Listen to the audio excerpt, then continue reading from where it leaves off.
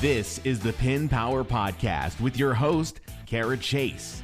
Every week, Kara teaches you about Pinterest marketing, online entrepreneurship, and productivity. How-tos and insider tips to build a strong foundation for marketing your business.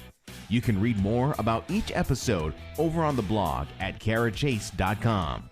Now, let's dive in. Hey. Thanks so much for listening in today. If you haven't already, click subscribe to listen to the Pin Power Podcast wherever you tune into your favorite podcasts. If you want to get started learning to use Pinterest for your business, go to karachase.com and get started for free. Today, we are talking about the new and easy and useful guide for holiday marketing on Pinterest. Have you ever wondered how you can better take advantage of the holiday season traffic spike on Pinterest? It can be hard to think of new and useful ways to market your business on Pinterest if your business is something other than DIY, decor, fashion, or food. This easy guide is actually helpful for those of you that aren't in a classic Pinterest category to still ride the wave of Pinterest holiday traffic.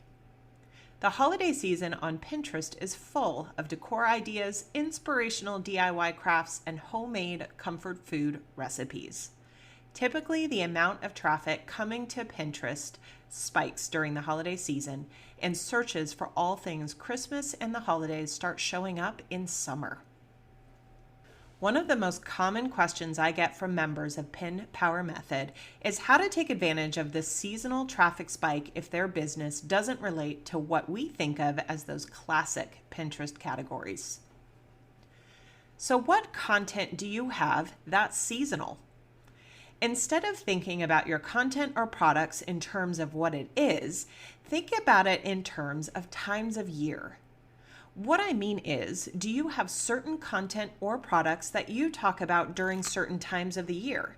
For example, during the fall, I always revisit my blog on 26 reasons I'm grateful to be an entrepreneur, to be in line with the Thanksgiving season.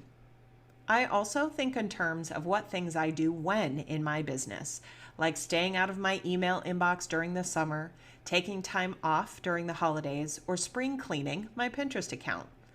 Which brings me to my next Pinterest marketing during the holiday season tip. Remember that Pinterest content is based on keyword searches. If you're using keywords around the holiday season or any specific search trend like spring cleaning, your content or product has a better chance of surfacing in the trends and search feeds on Pinterest. So even if you're not blogging about organization as it relates to the new year and spring cleaning, if you're teaching about something like how I organize my business files, or best desk organization accessories, or how I organize my Shopify store, you're still going to get some search and keyword juice from that Pinterest trend traffic spike. If you want to know more about what keywords and searches trend when on Pinterest, you can check out my Pin Power Planner. We have reference pages that include all of those keyword and search trends. The next tip I have for you is to create a holiday gift guide. One of the easiest ways to market your products, earn some affiliate income, or create some fun content is to put together a gift guide. You can really think outside the box here. For example, I have a flower farm event venue client that put together a holiday gift guide for gardeners that's linked to Amazon products and their own services. Amazon is the quickest and easiest way to put together a fun gift guide for your audience for everything from reading lists to office decor to products related to your business. You can check out my Amazon store for some ideas for your own. I always recommend that you create a blog on your website showcasing your gift guide so you can drive Pinterest traffic to your website first instead of to individual products. There's a related blog I'm going to link you to that's 20 gift ideas for entrepreneurs so you can check out what I mean. Just remember, if you're going to use Amazon for your affiliate marketing, you are not allowed to link directly from a pin to the product on Amazon using an affiliate link. That's why creating a blog on your website is best. The last thing I want to talk about today is using Pinterest ads for holiday campaigns. Promoted pins, or paid advertising on Pinterest, can be a great and relatively inexpensive way to drive traffic to your holiday marketing or gift guides.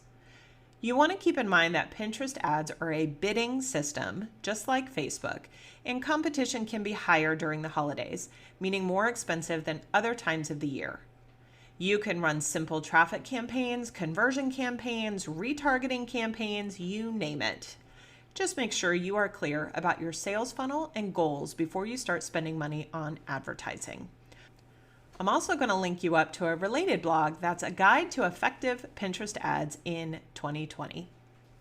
And the last thing I have for you today is a bonus video.